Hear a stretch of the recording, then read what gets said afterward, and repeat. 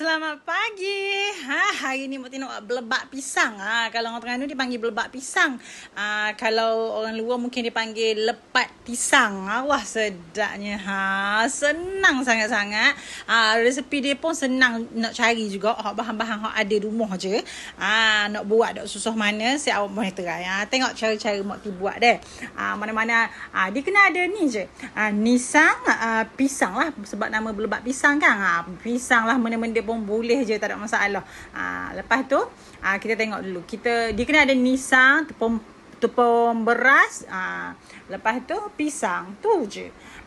Kita ni masak dulu nisang ni. Mak guna nisang original Terengganu ni. Sekeping je hak besar tu. Kalau si awak suka manis, boleh tambah gula. Sebab nisang ni dia manis dah, jadi Mak tidak tambah gula lah. Ikut cita rasa masing-masing. Kalau nak manis lagi, boleh tambah gula. Lepas masak dah air nisang tu, Mak malah nak bubuh dalam beseng-beseng lain. Mak nak campur sekali dalam periuk ni je lah. Tadi tu nyo kena nyo muda. Kelapa parut muda. Ambil muda lah. Kalau hak tua boleh, tapi rasa dia kurang sedap lah. Kalau hak muda tu lagi sedap. Lepas tu bubuh lah tepung beras 2 cup. Resipi Mak tulis lah kat atas tu.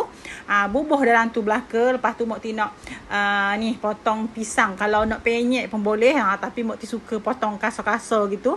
Jadi dia rasa sedap bila kita gigit tu, rasa pisang seketul-seketul gitu. Sedapnya. Pada cerita ni telio dah. Potong pisang semua tu. Lepas tu kita kucah lah. Kucah biar rata. Tu api dah buka lagi ni. Lepas letak pisang, letak semua tepung tu, baru kita buka api. Mak malah nak bubuh dalam beseng, sebab malah nak basuh pinggang dia. Beseng banyak-banyak, bekas banyak-banyak. Jadi kita bubuh dalam periuk tu. Adung dalam periuk ni je lah. Tak ada masalah. Lepas dah bubuh belaka tu, kita bukalah api tu. Kita masak dulu sekejap. Ada orang tidak masak, dia boleh terus kukuh. Tapi Mak nak masak sebab Mak nak buat cair sikit.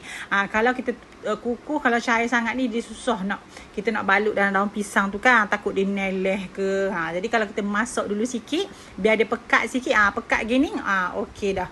Baru kita balut dalam daun pisang. Boleh je kalau tak mau masak dulu tadi tu. Tapi dia nilah sikit leceh, jadi kotor. Dia nitik-nitik gitu. Kalau nak buat pekat-pekat kan, dia jadi kerah pula. Jadi ni walaupun pekat, nampak pekat, tapi sebenarnya kita masak dah tadi. Jadi dia akan jadi lembut lah.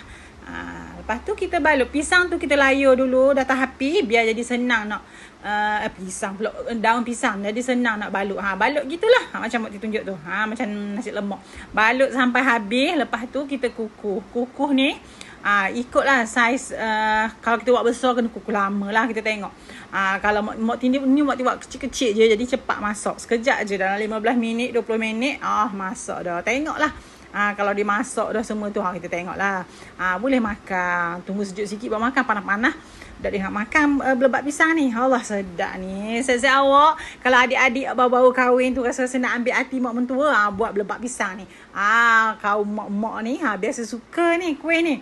Senang je tapi sedap. Percayalah. Tengok tu. Allah, pisang seketul-seketul tu. Kita gigit tu, rasa pisang dia tu. Nak minum dengan dia, nak makan petang-petang, ada teh o ke kopi o ke, beres dah. Saya awak try dah. Resepi senang, sedap. Menggamit nostalgia ni. Nak musim-musim hujung ni, nak makan belebak pisang sedap sungguh. Selamat mencuba.